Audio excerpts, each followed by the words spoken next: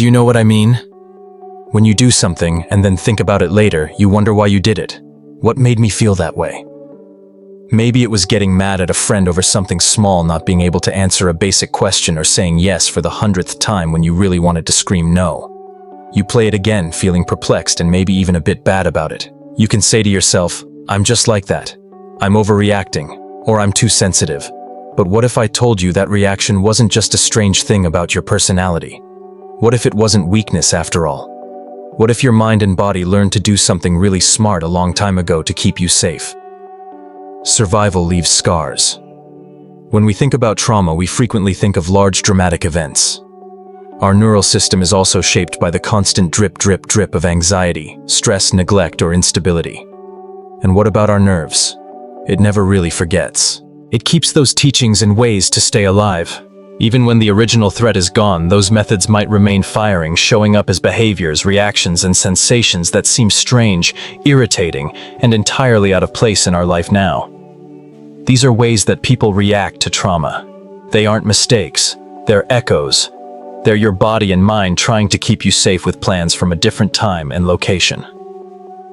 Today we're going to talk about 7 things you might be doing right now that could be signs of prior pain. It's not about blaming them to recognize them. It's the first big step toward being kinder to yourself and making different choices when you're ready. First, the person who always wants to satisfy others.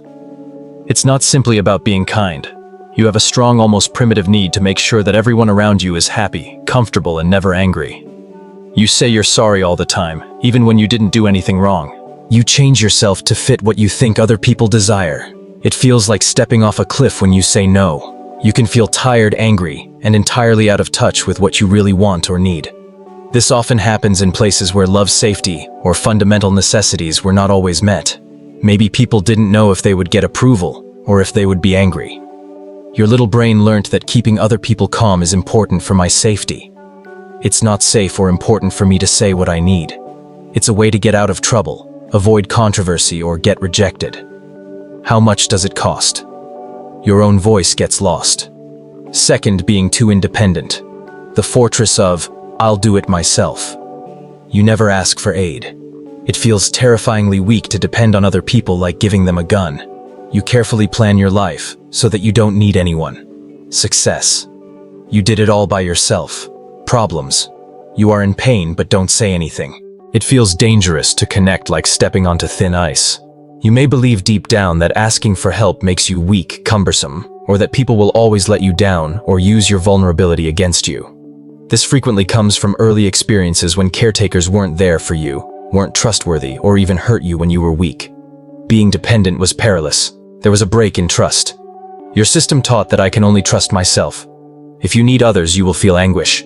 It protects you well, but it also keeps you from getting real help and closeness. 3.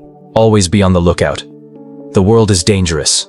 You look around every room, at every face, and listen to every conversation for signs of danger. You can see small changes in body language and mood. You can get scared easily.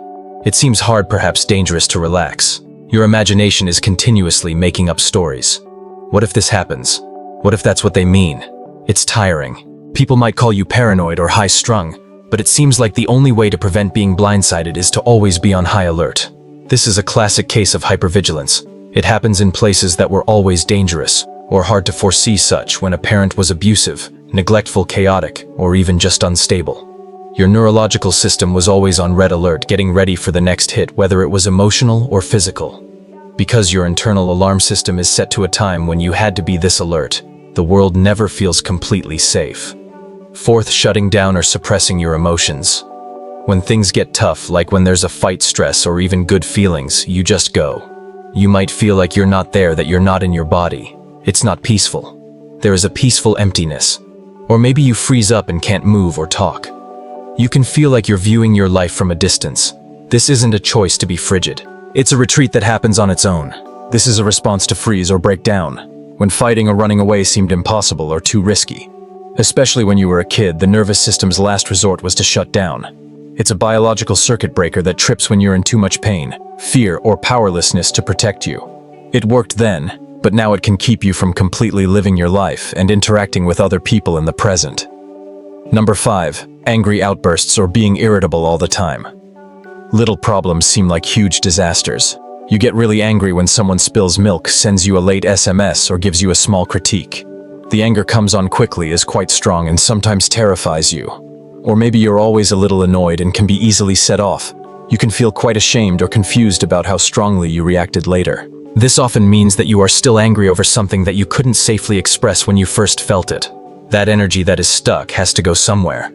It can also mean that your neural system is always saturated with stress chemicals like cortisol, which keeps you in a fight or flight state and makes you very sensitive to every perceived insult or demand.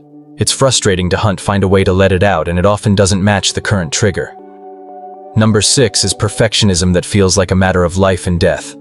This isn't trying to be the best, it's being afraid of making mistakes. Every mistake feels terrible, like confirmation that you are evil or unworthy by nature. You may put things off forever because you're scared of not being perfect.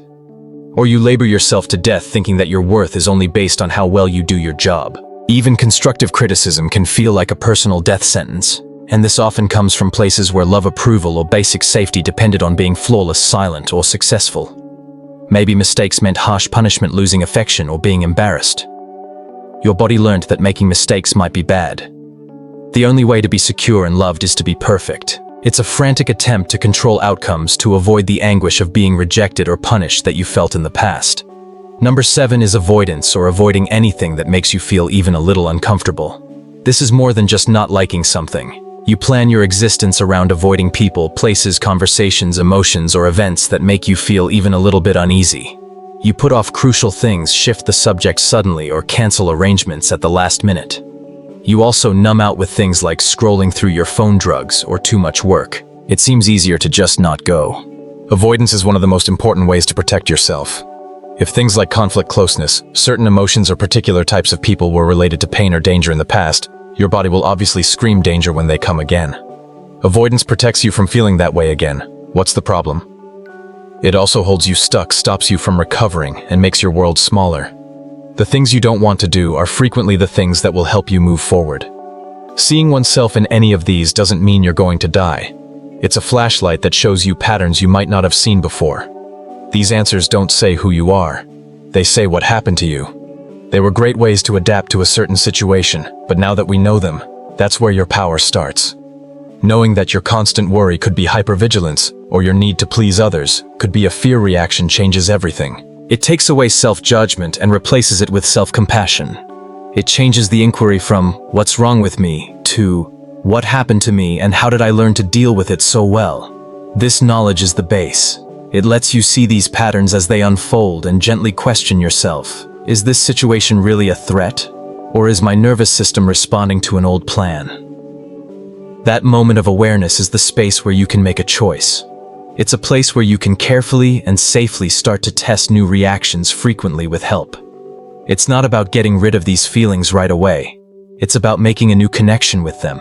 About praising that part of you that worked so hard to keep you safe, and then softly telling it, "I've got this now, we can try something new."